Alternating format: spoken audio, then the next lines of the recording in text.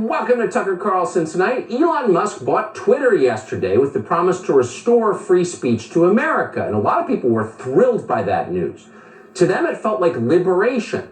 Finally, they can say what they think out loud. They can participate in the life of their own country. They can be full citizens again. That's how they felt. But at the same time, a lot of other far more powerful people were not thrilled by this news. They were highly upset that Twitter will be lifting its speech restrictions. The ACLU warned that this was just way too much free speech. And the NAACP strongly agreed with that. The Washington Post concurred, of course, but it took a different angle. It is terrifying, explained Jeff Bezos' personal newspaper, when billionaires start buying media outlets. MSNBC and CNN did not laugh at that claim. They amplified it and added some. It turns out that Elon Musk is a hardcore white supremacist. Who knew? Technically, Elon Musk is an African-American, but 2022 has been like that. You're always being surprised. So how do you make sense of all of this watching from home? Here you have one news story, but two diametrically opposed interpretations of the same story. So how do you determine who's right? Who are the good guys and who are the villains? We've been brooding about this all day, and we have devised a simple test to answer that question. We're about to show you two images. Both of them are famous. You've seen both of them before many times. They're both from the 1980s. Here's the first one. Now, get a pen and paper and record your reaction to it. And remember, there are no right or wrong answers. Watch. Overnight, the wall went up, and overnight, family members were cut off from each other. A city and a country divided. There was a scramble to get out, people jumping from buildings even as their windows were being bricked up. Over the years, there were numerous escape attempts, via the checkpoints, through tunnels, even in hot air balloons. 3 decades later, communism began to crumble across the Soviet Union. The cracks appeared, and eventually, the wall came tumbling down.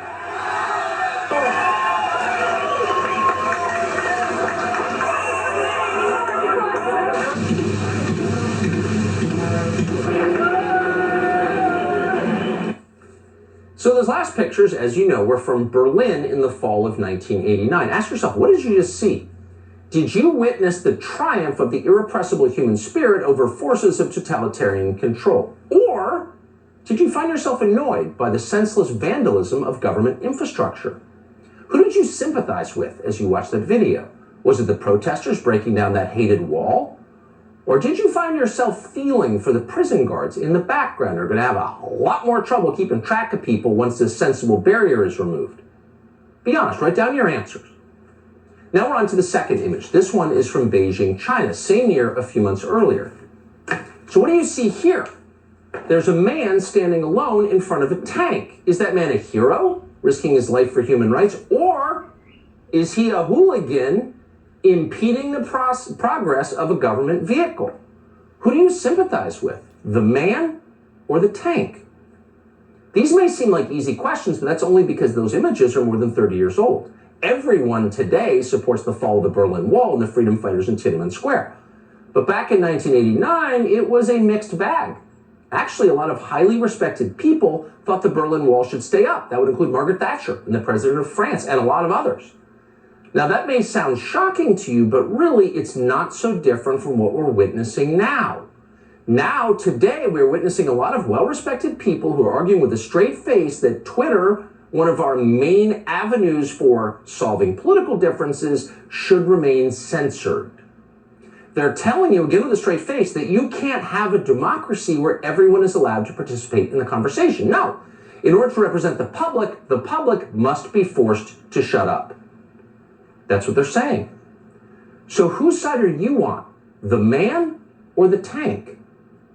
Keep in mind that if you chose the tank, you were by definition a Stalinist. We're not judging, but we thought you should know that. The good news is you've got a lot of company. Here's MSNBC. There's studies that have been shown that this power can be used to tilt elections if someone were to want to use it that way. It's not enough to just rig law and policy. You want to rig the discourse. You want to make sure you control the terms. If you own all of Twitter or Facebook or what have you, you don't have to explain yourself. You don't even have to be transparent. You could secretly ban one party's candidate or all of its candidates, all of its nominees, or you could just secretly turn down the reach of their stuff and turn up the reach of something else, and the rest of us might not even find out about it till after the election. Oh, see, if a billionaire controlled Twitter, he could rig the discourse. That's a fair point. See, the thing about owning a social media company is you could, quote, secretly ban one party's candidate. Or even scarier than that, you could, quote, secretly turn down the reach of their stuff or turn up the reach of something else, and the rest of us might not find out about it until after the election. Yeah, that's a terrifying prospect. Democracy could not withstand that. Let's hope it never happens. What is it about cable television that completely eliminates people's self-awareness? Maybe NIH should do a study on that. It seems like a legitimate health crisis. We're being slightly unfair in that analysis. We do not mean, certainly, to suggest that it's only Democrats who favor censorship for political ends. Republican leaders support it too. In a phone call reported today by the New York Times, for example, Congressman Kevin McCarthy of California told his close friend Liz Cheney that he hoped the social media companies would censor more conservative Republicans in Congress. Donald Trump, the sitting president, had already been silenced by those companies, but McCarthy wanted the tech oligarchs to do more, to force disobedient lawmakers off the internet. Quote, can't they take their Twitter accounts away too? Those are the tape-recorded words of Congressman Kevin McCarthy, a man who in private turns out sounds like an MSNBC contributor. And yet, unless conservatives get their act together right away, Kevin McCarthy or one of his highly liberal allies like Elise Stefanik is very likely to be Speaker of the House in January. That would mean we will have a Republican Congress led by a puppet of the Democratic Party. So you wouldn't know any of this unless it was leaked. And you can start to see why the people in charge oppose transparency and fervently support censorship on both sides. Why? Because the more you know about them, the less satisfied you're likely to become with their leadership. Here's the eunuch general of CNN's Praetorian Guard warning that the peasants cannot have too much liberty. If you get invited to something where there are no rules, where there is total freedom for everybody, do you actually want to go to that party? Or are you going to decide to stay home? Oh, you're going to stay home. Actually, if you let people choose, you never know what they're going to do. For example, CNN just spent more than $250 million on a streaming service that in the end attracted 10,000 viewers. Right, because people had a choice, and that's not what they chose. So if you're part of a company that made a decision like that, you'd be very much in favor of squelching the competition with censorship. Because if you didn't have a monopoly, you would wither and die. People would start asking questions like, why is equity so important again? Why do we care what TV personalities look like? Shouldn't we care about what they do, what they believe, about their characters? Over on The View, host Sunny Hostin is desperately hoping you will never be allowed to ask that question. On Twitter, it is predominantly straight white men. So when Elon Musk says, wow, this is about free speech, it seems to me that it's about free speech of straight white men. Elon Musk lives in a world in which the only kind of free speech is white men feeling free to say whatever the hell they want. Oh. Now, we could rebut those points, and these people are obviously racist, and nobody says anything about it for some reason. But that's not really the big point. The big point, and we're going to restate it because it's the whole point, is this. Anyone who is angered by the prospect of American citizens expressing their opinions is a Stalinist and should be feared. We no longer need to guess who those people are. They have conveniently self-identified. It's a clarifying moment, but it's also a little scary because at this point there is no going back. Once the kidnapper shows you his face, he can't release you. God knows what happens next.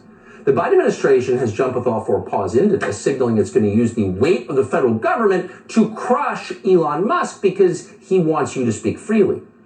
The day that Musk announced his intention to buy Twitter, the feds opened a probe into Tesla. That would be his electric car company and the source of the wealth that made it possible for him to buy Twitter. And at the same time, the Biden administration's allies in the media are uniting to defame Elon Musk and destroy him as a man, because that's what they do. He's a racist. They're about to do that to us again. The New York Times editorial board just published a stirring defense of censorship in a newspaper. On Twitter, the Times complained Musk will be free to, quote, body shame people. He could also, quote, poo-poo sound health regulations and shout down critics.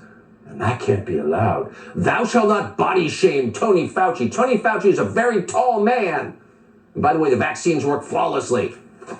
Not very subtle. CNBC was even less subtle, by the way, in its character assassinations. That channel granted anonymity to a source identified as, quote, close to some of the Democratic Party's biggest Silicon Valley mega donors. What did this source come over to CNBC to say? Quote, Musk is a great engineer and businessman, but I would not trust him with my daughter. Oh, so he's a rapist now. Got it. Okay. No evidence whatsoever, but you should be afraid for your daughters because Elon Musk wants free speech. And NBC Nightly News, in between prostate health segments, strongly agrees with that. Watch them tell you that free speech endangers women way more than abortion clinics, TikTok, and Teen Vogue. Watch. And some critics are concerned that Musk's pursuit of free speech will collide with growing safety problems on Twitter, especially for women and minorities. Do you trust Elon Musk to make Twitter better for women? No, I don't trust Elon Musk to make Twitter better for women at all. Oh, it's bad for women! It's pretty funny. Oh, the rich and entitled ladies won't have a voice. Okay. But of course, well, everyone will have a voice, and that's what they're mad about. What they don't want is the coming of diversity, the one thing they say they love. There's no diversity at Twitter. As it stands, 99% of recent political donations from Twitter employees have gone to Democrats. 99%, 98.7% to be precise. Now, how much is that? Well, for perspective, Kim Jong-un got a much smaller level of support from workers at the central Pyongyang steel plant recently. So 99% of anything is a bad sign. It's a terrifying level of conformity. It suggests brain death. But brain death is what they're demanding. And that tells you everything. As Elon Musk himself wrote today, quote, the extreme antibody reaction from those who fear free speech says it all. And it certainly does. Jason Whitlock is here to say more. He's the host of Fearless, and we're always happy to have him on this show. Jason, thanks so much for coming on tonight. So you've watched all of this, you've been writing about it. What's your reaction? First, I just want to salute you. Hats off. One of your best monologues, and that's saying a lot. I hope that I can meet your standard. Tucker, I want to analogize this to the movie Don't Look Up. Leonardo DiCaprio's last movie on Netflix. It was an analogy about climate change, about a meteor coming to hit, a comet coming to hit Earth and destroy everything. It was a spoof on climate change. We're looking at political climate change, and the left is losing its mind. They ignored the warnings from the Tea Party. They ignored the warnings from the MAGA movement. They ignored the warnings delivered in a big, powerful way on January the 6th. And now they have to deal with the ramifications of that. People like Elon Musk, hats off to him, man with the money is fed up with their censorship and their tactics and the whole climate around media, the woke media, CNN Plus collapse, Rachel Maddow running away from her TV show, Netflix collapsing, losing subscribers. We're in the middle of the climate change that America needs, and the left is losing its mind. Don't look up. They're all scared. So this, I love that analogy. So we're not overstating it. This really is the beginning of actual change. Listen, the meteor will be here come November, these midterm elections. They're all running around like, oh my God, we've lost control of public discourse with Twitter. This comet that's coming for us in these midterm elections could be even worse now that we don't control public discourse through Twitter, now that we don't have our hitman to assassinate the character of anybody that challenges our authority. I'm just very hopeful that Elon Musk stays the course. I'm prayerful that Elon Musk is protected because what he has done, again, with this climate change, changing the climate of Twitter, is incredibly threatening to this democratic authoritarian style government, this move of Marxism and trying to mimic the behaviors of China. He has disrupted everything. I don't know if in my career, in 30 years in journalism, 35 maybe, I don't think I've seen anything this disruptive as what he's pulled off here. And I just delight in the fear that it's caused and the panic that it's caused among the left that he's over the target. This is incredible. This is an incredible time to live and to witness this. They've ignored all the warnings, the warning signs that this was coming, that people were eventually going to rise up and say, you can't feed me lies forever. You can't you can't intimidate me and send out your Antifa thugs and Black Lives Matter thugs and terrorize our cities and get away with it forever. The storm is coming. I'm just happy to be a witness to it. Amazing. They're rooting for the tank over the man, and the rest of us know it. Jason Whitlock, it is so great to see you tonight. Thank you.